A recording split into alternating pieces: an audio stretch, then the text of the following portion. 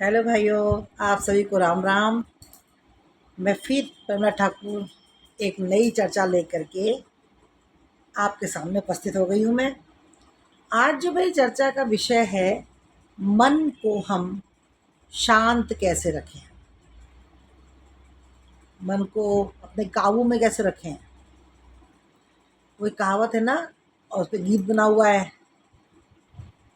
कि चल अकेला तेरा मनवा पीछे छूटा राही चल अकेला। है कौन सा इंसान जिसने दुख ना झेला, है ना। तो वाकई में ये संसार में जब हम आए हैं तो हम यहाँ पे अच्छे बुरे कैसा भी समय हो सबका हमें सामना करना पड़ेगा। जब तक ये अच्छे हैं, जब तक हम माता पिता की गोद में हैं, जिस दिन हम चलना सीख जाते हैं, समझो उसी समय से हमारी जो जिंदगी का जो है ना सफ़र शुरू हो जाता है। छोटा बच्चा जब तक गोद में है माँ बाप के, कहते हैं ना एकदम सेफ है, वो माँ बाप की गोद में सेफ है, जो चाहिए उसे उसमें गोद में मिल जाएगा। लेकिन जैसे ही वो चलना सीख जाता है तो वो कहता है मत पकड़ो, मत पकड़ो, मैं अपने आप चलूँगा, चलूँगी, जो कहता है। फिर धम से गिरना, कभी टकराना, कभी बेड से गिर जाना, है ना, सब घर में होता है। हर बच्चा यही करता है। फिर थोड़ा सा बड़ा होता है तो स्कूल जाना शुरू हो जाता है, फिर समस्याएं शुरू हो जाती है उसकी। चाहे बेशक वो समस्या उसकी ज़िंदगी बनाने की है, लेकिन पढ़ाई का बोझ उसे उस वक्त बहुत भारी लगता है। स्कूल में खेल कूदों में गिरना पड़ना। तो आज जो मेरा टॉपिक है कि मन को कैसे शांत रखें, उस पे आने से पहले आप मेरे चैनल को लाइक करिए, सब्सक्राइब करिए, शेयर करिए, और कमेंट्स बॉक्स में ज़रूर लिख के बताइएगा कि जो मेरी चर्चा मैं करती हूँ ये आपके दिलों को कितना छूती है। प्लीज़ आप लिखा तो करिए, कम से कम कुछ तो कमेंट्स पास करिए, स्माइली भेजिए, थम्स अप बना के भेजिए, जो से मुझे लगे कि मैं जो बात कहती हूँ वो सही जाती है। और मेरा फिर वही बात जो दोबारा दोहराती हूँ कि मैं कभी जीवन में वो बात नहीं बोलती हूँ इसमें आके यूट्यूब पे कि मैं कहीं से उठा के लाई हूँ। जो मेरे पे बीता है या जो मेरे आस-पास होता है, जो मैंने अपनी आँखों से देखा है, मैं उसी बातों पे चर्चा करती हूँ। मन शुरू करते हैं। जो मन होता है ना वो बड़ा चंचल है और मन को सब कुछ चाहिए, बहुत कुछ चाहिए उसे। मन तो ऐसा दीवाना है कि मन के आगे तो आप अच्छे-अच्छे हार गए। इसी मन से कितनी-कितनी परेशानी लोग झेल जाते हैं क्योंकि मन शांत नहीं है। मन शांत इसलिए नहीं है, उसको देखा वो इतना अच्छा पहन रहा है, खा रहा है, हम मन को लेके हमारा मन दुखी हुआ, हम दुखी हो गए। क्लास में पढ़ते हैं, उसके नंबर अच्छे आ गए, मेरे अच्छे नहीं आए, हम दुखी हो गए। उसके पास गाड़ी, कार है, बंगला है, मेरे पास नहीं है, हम दुखी हो गए, है ना। फिर हम ऑफिस में काम कर रहे हैं, हमारा मन कहीं और चल रहा है। हम रोटी पानी बना रहे हैं, हमारा मन कहीं और चल रहा है। हम नहा रहे हैं, धो रहे हैं, काम कर रहे हैं, पूजा पाठ तक कर रहे हैं, कहते पूजा में भी मन नहीं लगता। कारण कारण ये कि उसमें मैं भी आती हूँ। देखो बार बार मैं हर बात कहती हूँ कि मैं भी आती हूँ। क्या होता है, हमारा मन बड़ा चंचल है, हमें सब कुछ चाहिए, सब कुछ चाहिए। तो इसके लिए इसे भी आज ऐसे शुरू करते, कहानी शुरू करते, तो वो कहानी से समझ में आएगा कि क्या बात है, कि मन को कैसे हम काबू में कर सकते हैं। क्या होता है, एक नगर रहता है, वहाँ पे हमारे एक बहुत महात्मा साधु थे, बहुत ही ज्ञानी जिसे कहते हैं ना, बहुत ही ज्ञानी थे वो। मतलब क्या था, उनका काम भिक्षा मांग के ही गुजारा करते थे। घर घर जाते, वहाँ से जो भिक्षा मिलती उसे उससे ही भोजन पाते थे, उसके अलावा वो कुछ काम नहीं करते थे। और फिर चले जाते अपनी गुफा में, पहले जाने हुआ करते जंगल गुफा वगैरह, उनमें जा कर के फिर वो अपना ध्यान में मग्न हो जाया करते थे। अब उनके पास सिर्फ एक लंगोटी और एक कमंडल, बस उसी कमंडल को लेकर के वो गांव-गांव घुमा करते थे। और जैसे आज इस घर का नंबर लग गया, महीनों बाद उस घर का नंबर लगता था, वो सारे गाँव में फिरते रहते थे। तो आज अचानक ही उनका जो नंबर था जैसे भिक्षा माँगने का, वो उस गली में पहुँच गया, उस नगर के पास पहुँच गया जहाँ पे बड़ी मतलब कहते हैं ना कि पैसे वाली परिवार रहा करता था, बहुत पैसे वाला परिवार। तो उन्होंने देखा कि आज हमारे भिक्षा मांगने आए, तो उनकी जो धर्मपत्नी थी वो बड़ी वो कहने लगी, अरे महाराज जी बैठिए, आपका स्वागत है, खाना आप यहीं भोजन गर्म करिए। तो उन्होंने बोला, नहीं, मैं सिर्फ भिक्षा से मिलता है उसी को लेता हूँ, बाकी मैं कुछ ग्रहण नहीं करता। तो बोले, अच्छा, तो आप एक मेरी तरफ से आप एक उपहार ले लीजिए, ये लकड़ी का जो कमंडल है ये तो मुझे दे दीजिए आप, और ये एक सोने हीरे जड़ा हुआ कमंडल उन्हें दे देती है, क्या इसने भिक्षा मांग रही है। महात्मा जी मुस्कुराए, कमंडल ले लिया। अब सबको पता होता है कि हर जगह अगर कोई उपकार करने वाला है तो चोरी करने वाले भी होते हैं। एक चोर ये बात देख रहा था, जैसे चोरी को निकला था कि रानी जो मतलब वो औरत है, सेठानी है, उसने एक कमंडल दिया है, वो सोने का है। वो साधु के पीछे लग लिया। अब साधु जी उसमें खाना ले करके महात्मा जी और चले गए अपनी गुफा में।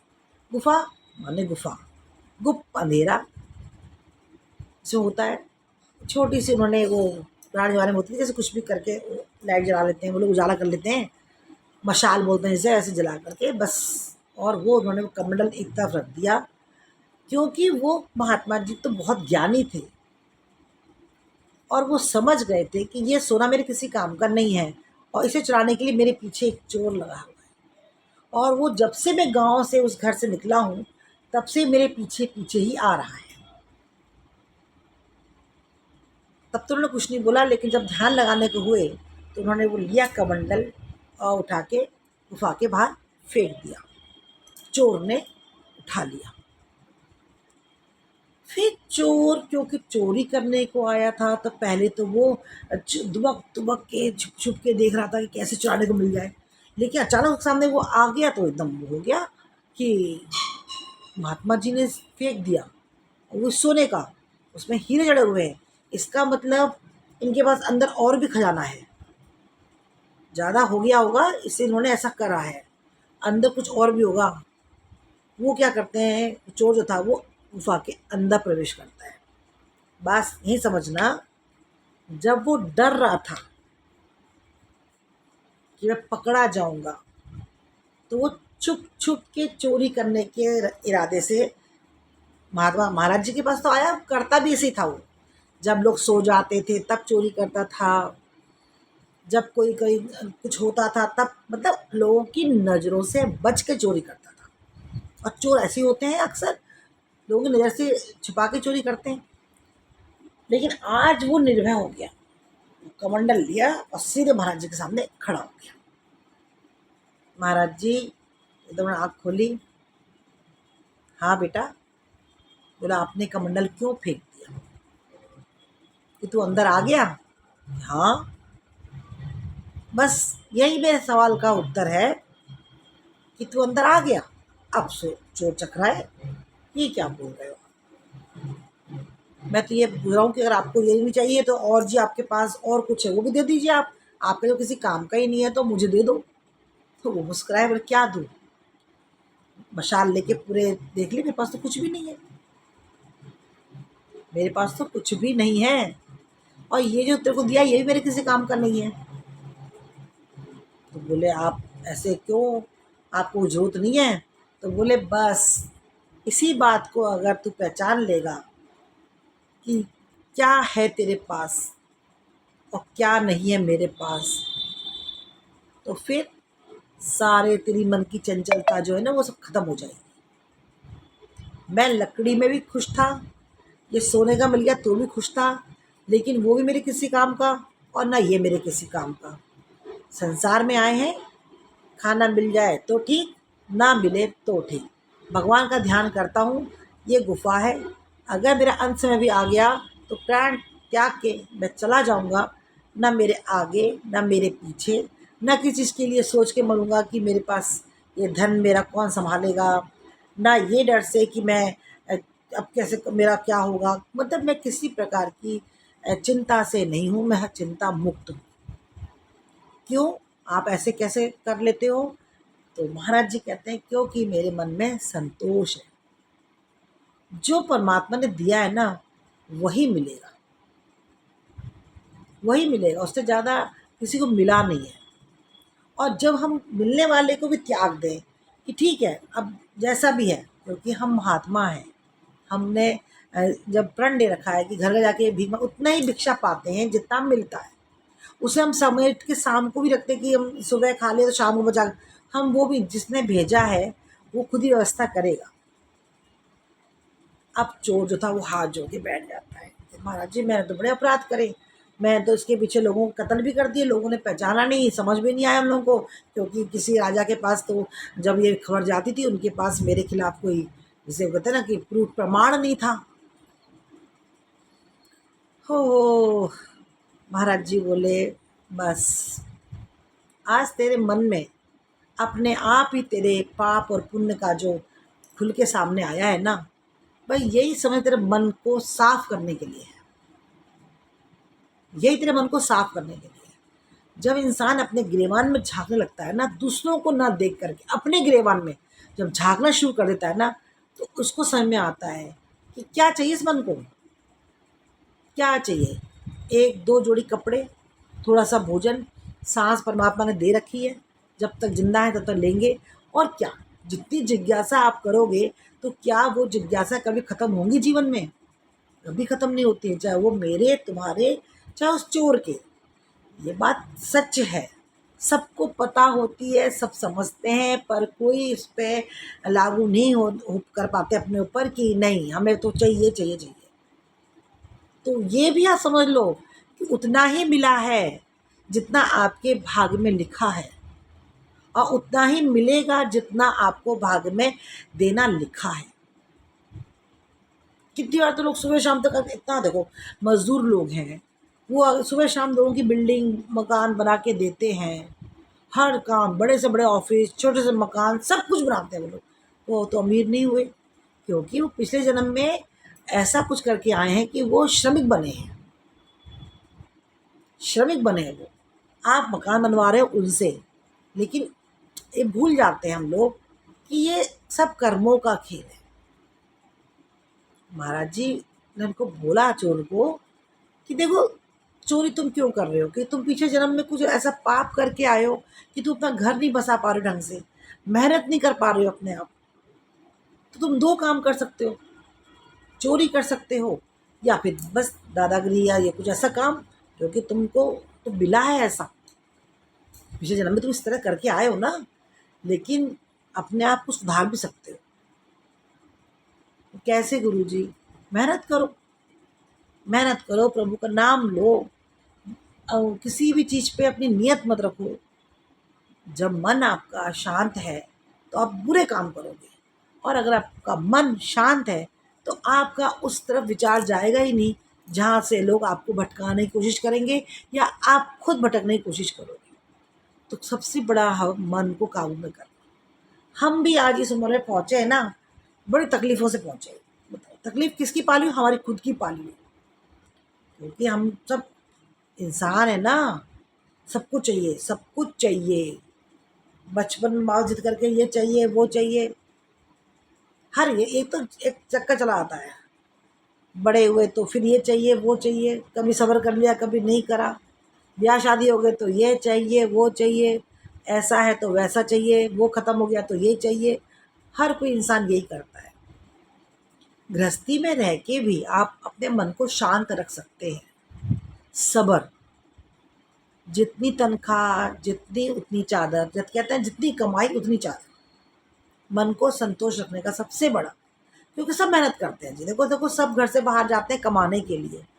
आदमी कमाने जाता है, औरत बचाती है। आदमी अगर खर्चे वाला हो तो पत्नी को बचाना चाहिए, पत्नी खर्चीली हो तो आदमी बचाना चाहिए, लेकिन संतोष रख के। दूसरे के पास इतना है और मेरे पास नहीं है, उससे कलेश पैदा ना करें घर के अंदर। जितना घर में कलेश होगा उतना आपका मन अशांत होगा और आप बुराइयों की ओर ज़्यादा जाएंगे, फिर मन भटकेगा आपको, क्योंकि आप अपनी खुशी ढूंढना शुरू कर दोगे। आपको घर से भगने की बाहर लगेगी, ये कहाँ खुशी मिलेगी। उस खुशी को ढूँढने में आप अच्छा बुरा सब काम कर बैठोगे, तो ये आपकी मन की चंचलता है, इसे शांत करना पड़ेगा। साधु की ये बातें जो थी चोर के मन में अच्छे से बैठ गई, तो जो मेरी आज चर्चा का विषय था वो यही था कि मन को कैसे शांत रखें। जब तक चोर चोरी करता था तो वो डरता था, कोई मुझे देख ना ले, क्योंकि वो सारे काम छुप के करता था, सबकी नज़रों से बचा के करता था।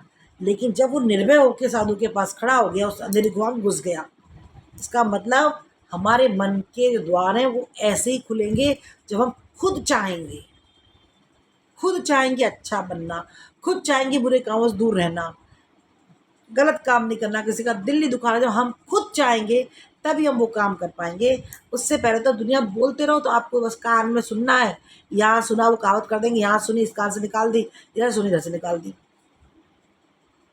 तो आज का जो मेरी चर्चा का विषय था कि अपने मन को हम शांत कैसे रखें, तो भजन, ध्यान, अच्छे काम में, अच्छे लोगों की संगत में बैठिए, जो आपको गलत शिक्षा देते हैं, गलत आपसे मतलब व्यवहार करते हैं, जिससे आपको लगता है कि एक दो बार पहचान लो कि बंदा इस तरह का है, तो उससे जितना हो दूरी बना के रखो, दूरी बना के रखो, और अपने घर की संपत्ति में ही खुश रहो।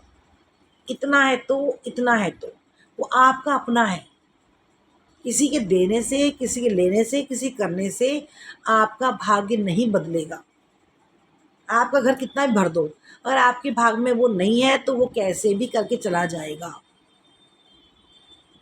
इस बात को दिमाग में बिठा लो और अपने मन को शांत रखो कि ये सब हमें तभी मिलेगा जब हम अपने जन्म में लिखा के लाए होंगे। तो चाहे वो उसमें दुख भी हो, चाहे उसमें सुख भी हो, चाहे किसी व्यवस्था से हमें खुश रखने की कोई भी मंशा हो, सामान हो या कुछ भी हो, तो मन को शांत रखें और प्रभु में ध्यान रखें। वो बंसी वाला नटखट आपको सब कुछ देगा, सब कुछ। बस उसी के आगे हाथ ऐसे करो, उसके पास ऐसे हाथ करने का नतीजा आपको किसी के आगे ऐसे नहीं करना पड़ेगा। मेरी चर्चा आपको अच्छी लगे, आपके दिल को छुई हो, या मेरी कोई बात में कुछ गड़बड़ हुई है तो कमेंट्स करिए ना, प्लीज़ बताइए ना मुझे। और अगर अच्छी लगी है तो लाइक करिए, सब्सक्राइब करिए, शेयर करिए और कमेंट्स करके ज़रूर बताइएगा। कल मैं फिर 12 से लेकर 12:30 मेरा लॉन्ग टाइम का वीडियो आता है।